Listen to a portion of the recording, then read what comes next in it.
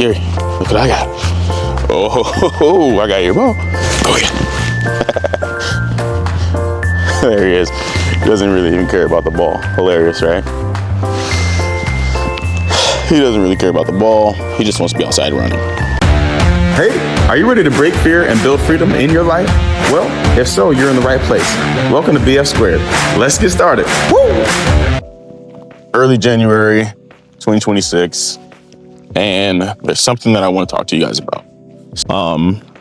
But this morning, I had a live check-in with my BF Squared community. It was really awesome. And there was a prompt or a question that I had for all the attendees.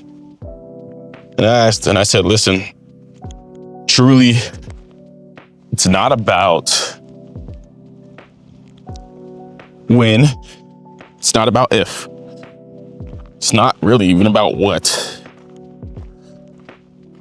It's really all about how. How.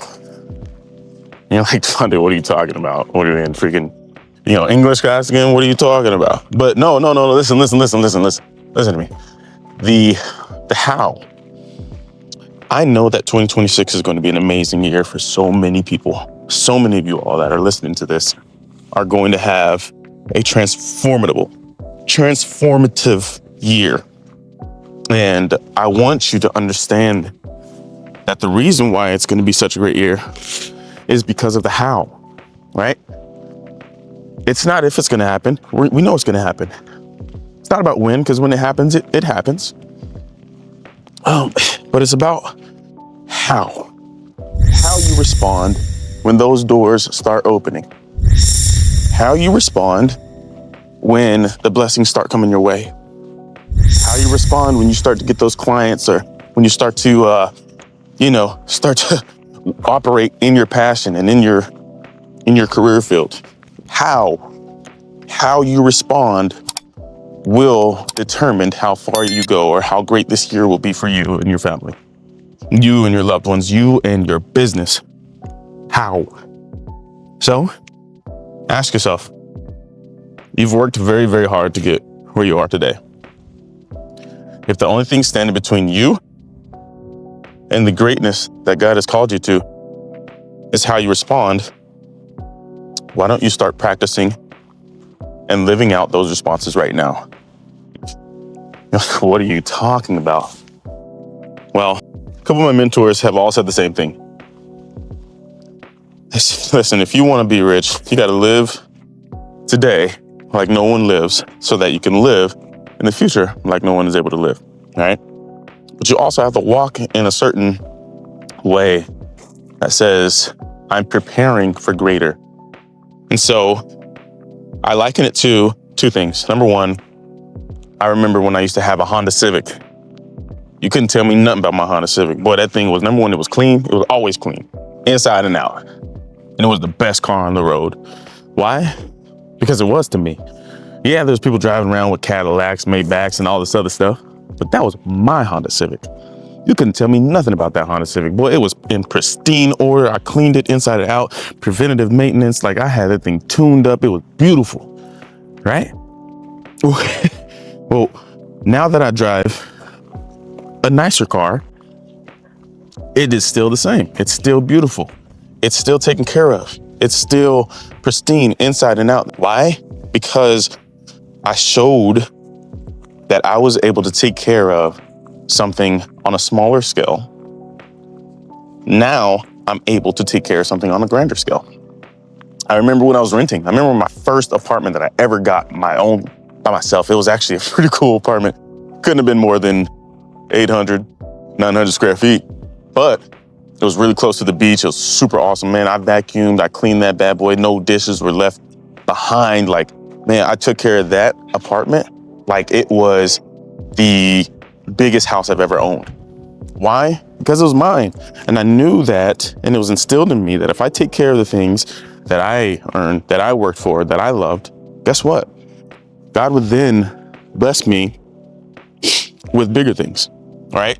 Not to say that that's why I'm doing it, but that is a direct result of obedience and stewardship over the things that I've worked for, the things that God has given me.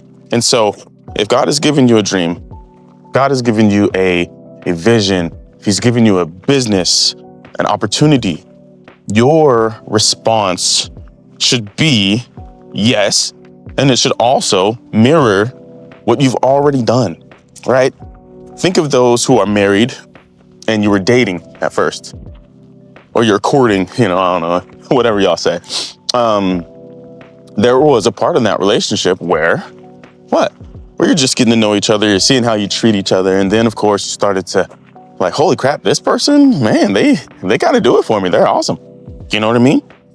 And then you move from that to, hey, let's get married. And now that's my fiance. And so you're moving from level to level, from faith to faith, right? With that person. And then ultimately the goal is to marry that person and oftentimes procreate, have children, build a legacy together. Well, that starts with, how did you treat that person on the first date? How did you respect that person during your courting phase, right? All the way to, hey, listen, we're married now. How do you treat your wife? How do you treat your husband? How do you treat your spouse, right? And so it's always about the how. How are you going to respond this year when the doors start opening? Doors that you prayed for, doors that you knocked on, and doors that you knocked on, like doors that you knocked on 10 years ago. I believe that this year, so many amazing things are going to happen to those and for those who truly believe and know that God has called them, and you just start acting on it. You start acting on it, you start living in it. If you've been called to this entrepreneur journey, don't be a secret entrepreneur either. Speak it out loud. What has God put inside of you? Right? Why are you in the marketplace? What has God instilled in you to where you're adding value or you're solving a problem for a specific set of people? Right? You can be an artist, you can be a real estate agent, you can open up your own hair studio, whatever it is, right? You're solving a problem for people. You're going out into the marketplace and you're doing something that is scary, it's lonely, but it's so rewarding. And you can be in a marketplace, in a position, you can take up space to where you are the representation of Christ, right? That's the beauty of it. Not all of us are called to 9 to 5s. Not all of us are called to work inside of the four walls of the church. Many of us are called to entrepreneurship. We're called to go out and be the Christians in the marketplace. And so I just wanted to drop on here really quick. It's getting cold. The wind is starting to pick up. But I want to hop on here and let you know that, listen, it's not about the when.